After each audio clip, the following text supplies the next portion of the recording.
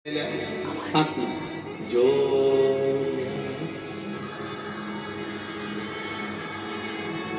वो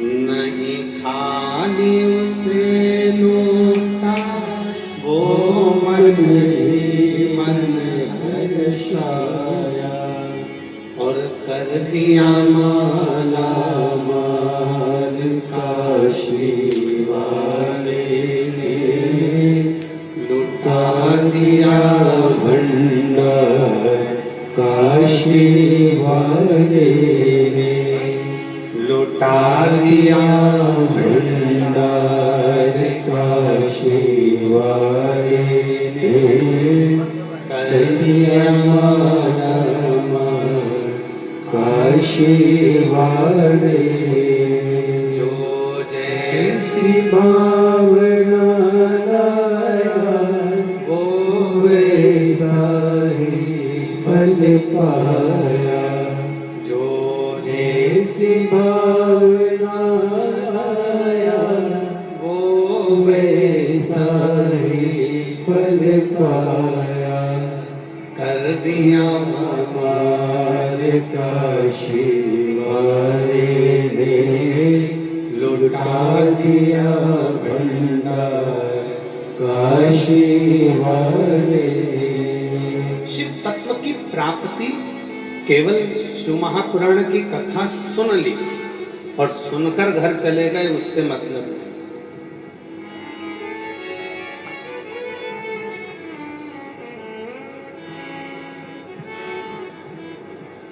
7 दिन की कथा सुनने के लिए आए हो। 9 जून से 15 जून तक कथा चलेगी, दोपहर में 1 बजे से 4 बजे तक।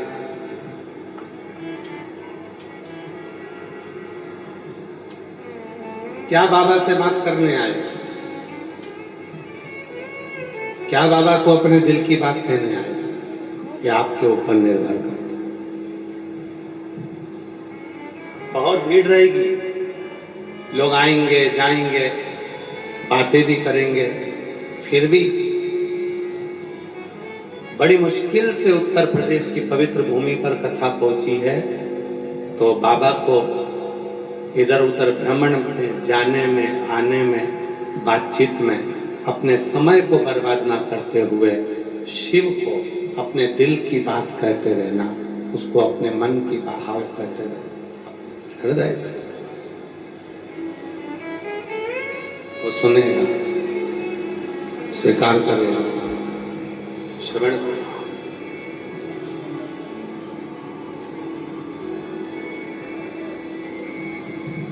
बलिया की बिंदी और मेरे भारत देश की हिंदी पूरे विश्व में प्रसिद्ध है।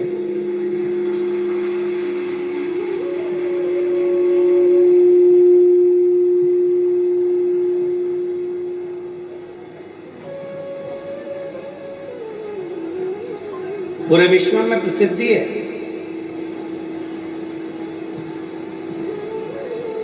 उसी तरह अपने हृदय में जब भगवान शंकर की अविरल भक्ति प्राप्त होती है, शिव जब हमारे हृदय में आकर विराजमान होता है, तो हमारे जीवन की सार्थकता सिद्ध कर देता है, हमारे दुखों को समाप्त कर देता है। महाराज, राजा बलि की भूमि है बलिया।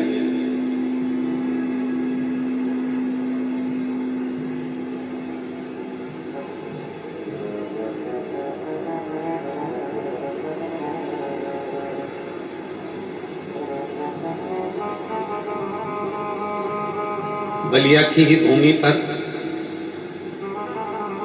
बाबा बलेश्वर महादेव का दिव्य स्थान। आप लोगों ने राजा बलि की कथा का तो स्मरण किया हो।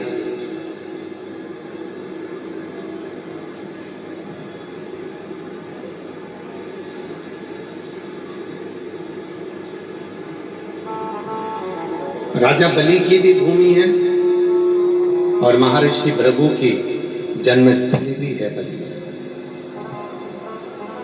भृगु बाबा की मूल जन्म स्थली यही बलिया। कभी स्मरण करना, पूरी महाभारत को पढ़कर देखिए, पूरी श्रीमद् भागवत को पढ़कर देखिए, पूरी वामन पुराण को पढ़कर देखिए, विष्णु पुराण को पढ़कर देखिए, कूर्म पुराण को पढ़कर देखिए। आप पूरी कथा में देखेंगे कि वामन भगवान का जो चरित्र है, राजा बलि के दरवाजे पर 3 बक भूमि मांगने के लिए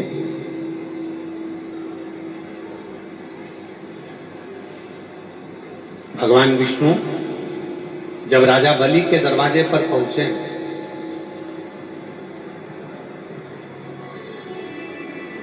यही वो बलिया की भूमि है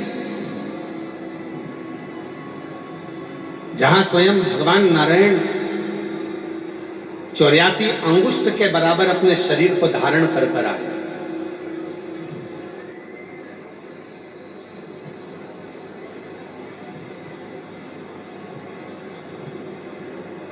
बहुत छोटा सा स्वरूप बनाकर, बहुत छोटा सा,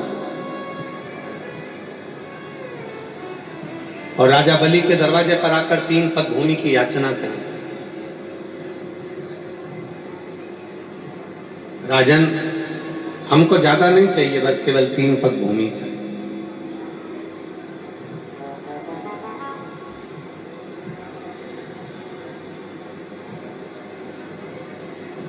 आज भी राजा बलि के द्वारा बालू के शिवलिंग का जो पूजन करा गया था बालेश्वर महादेव के रूप में, आज भी बलिया में विराजमान, आज भी विराजमान।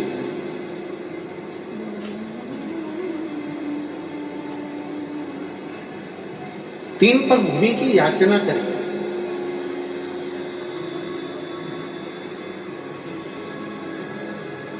और 3 पग भूमि की याचना कर कर आवाज लगाई, राजन भिक्षाम दे। राजन भिक्षाम दे, राजन भिक्षाम दे। बाहर की बढ़ रही, अंदर की नहीं बढ़ रही। राजन भिक्षाम दे।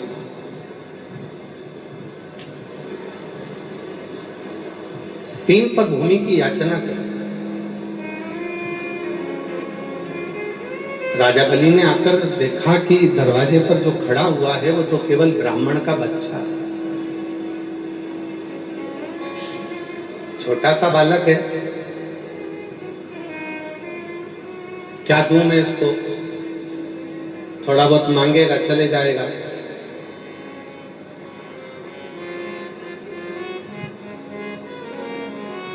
थोड़ा बहुत दिया जाएगा, उसमें संतुष्टि हो जाएगी और चले जाएगा।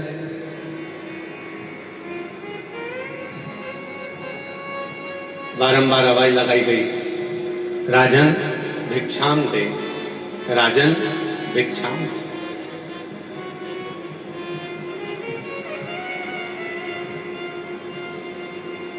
केवल 3 पग, इससे ज्यादा कुछ भी नहीं चाहिए।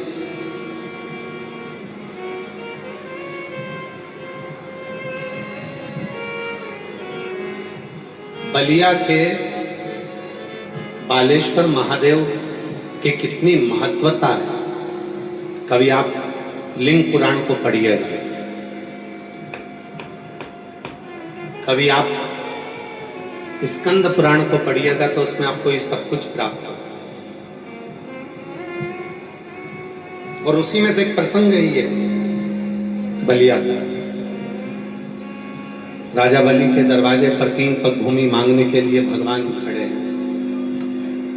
केवल 3 पग भूमि चाहिए, ज्यादा नहीं। तो कहा, स्वयं राजा बलि वामन भगवान से कहते हैं कि 3 पग भूमि में ना तो तुम सही से सो सकते हो, 3 पग भूमि में ना तो तुम सही से बैठ सकते हो, 3 पग भूमि में ना तुम गाय बांध सकते हो, 3 पग भूमि में ना बैठकर भोजन कर सकते हो, 3 पग भूमि में ना आराम से तुम सो पाओगे। तो 3 पग भूमि का तुम करोगे क्या? इतने में तुरंत वामन भगवान ने कहा, राजन तेरा काम है देने का और मेरा काम है लेना है। तेरा काम देने का है और मेरा काम देने का। मुझे बहुता में नहीं चाहिए, मुझे नहीं चाहिए,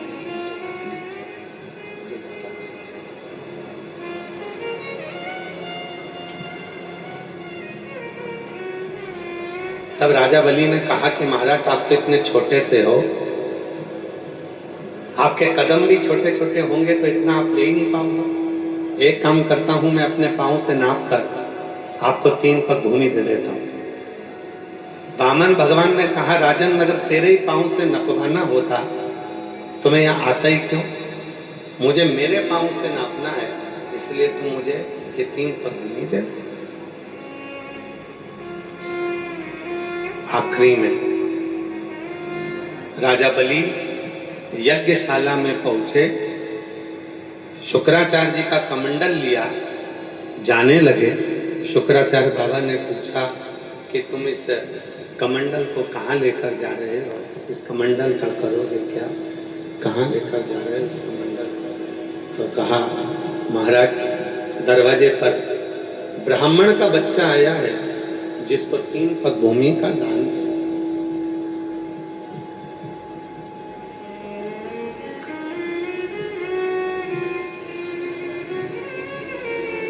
शुक्राचार्य जी ने जाकर देखा कि ये तो बच्चा ठीक है, ये तो स्वयं भगवान विष्णु मना करा, नहीं माने। कमंडल के अंदर जाकर शुक्राचार्य जी बैठ गए।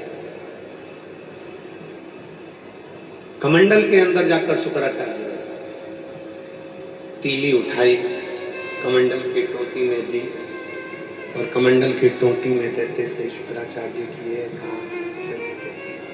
उनकी ये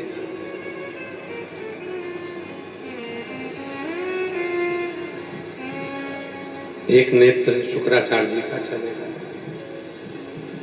बचा एक नेत्र। शिव पुराण की कथा कहती है, भगवान शंकर का चरित्र कहता है, शिव तत्व कहता है, भगवान शंकर का पवित्र चरित्र कह रहा है। शिव पुराण कहती है कि माता पिता और माता पिता और गुरु, इन तीनों की जो दृष्टि है वो एक होना चाहिए, जिसमें कोई भेद ना।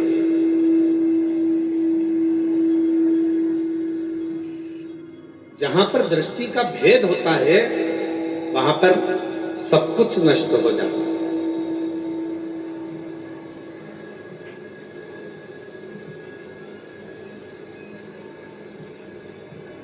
इसलिए माता हो, एक माँ के लिए सबसे बड़ी बात होती है उसके अगर 4 बेटे हैं, 5 बेटे हैं, 3 बेटे हैं, 2 बेटे हैं, 4 बेटे हैं, 5 बेटे हैं, तो माता की जो दृष्टि होती है वो सम होती है। मेरे लिए बड़ा भी बराबर है, मंजिला भी बराबर है, संजिला भी बराबर, छोटा भी बराबर, बड़ा भी बराबर, इसमें भी बराबर। उसमें उनको समता का भाव होता है, सब शंभु शंभु शंभु शंभु, उसमें उनको समता का भाव रहता है। पिता की जो दृष्टि होती है उसमें भी समता का भाव होता है। एक गुरु की जो दृष्टि होती है उसमें भी समता का भाव होता है।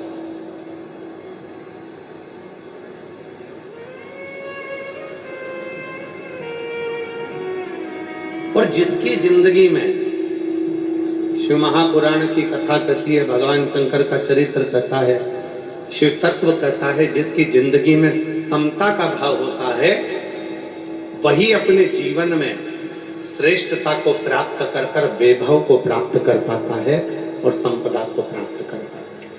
जिसके अंदर समता का भाव,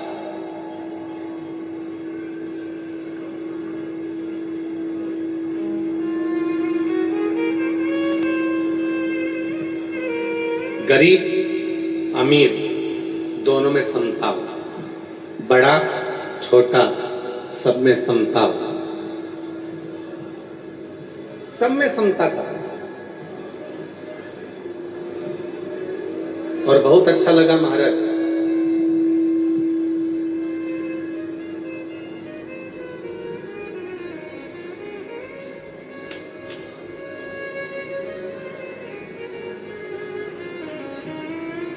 माननीय मंत्री जी को मैं इस चीज के लिए धन्यवाद देता हूं कि इस पूरी कथा में समता का भाव रखा गया। कोई वीआईपी कल्चर नहीं, कोई पास नहीं, पहले आओ पहले पाओ, जहाँ जगह मिले वहाँ बैठकर कथा को श्रवण करो और अपने जीवन को धन्य बनाओ। इससे बढ़कर सुख नहीं।